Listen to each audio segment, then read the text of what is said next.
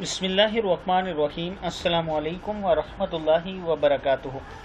عابد رضا channel کی طرف سے آج میں اپنے دوستوں کو حضرت ابو بکر صدیق رضی اللہ تعالیٰ عنہ کی شان بتاؤں گا۔ اس سے پہلے میں اپنے تمام دوستوں سے ریکویسٹ کروں گا کہ اگر آپ نے ابھی تک میرے چینل عابد رضا کو سبسکرائب نہیں کیا تو ضرور کر لیں۔ تو شروع کرتے ہیں آج کا لیسن۔ بسم اللہ الرحمن الرحیم۔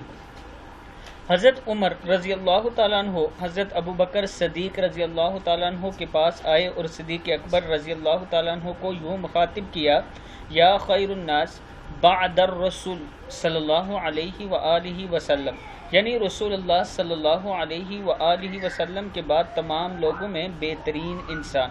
حضرت ابو بکر صدیق رضی اللہ تعالیٰ عنہ نے اس انداز تخاطب پر حیا اور شرم اور عاجزی اور انکساری سے سر جھکا لیا، پھر فرمایا کہ تم مجھے یہ کہہ رہے ہو حالانکہ میں نے رسول اللہ صلی اللہ علیہ وسلم کو یہ ارشاد فرماتے ہوئے سنا ہے کہ عمر رضی اللہ تعالیٰ عنہ سے بہترین آدمی پر سورج طلوع نہیں ہوا۔ ترمذی ہے۔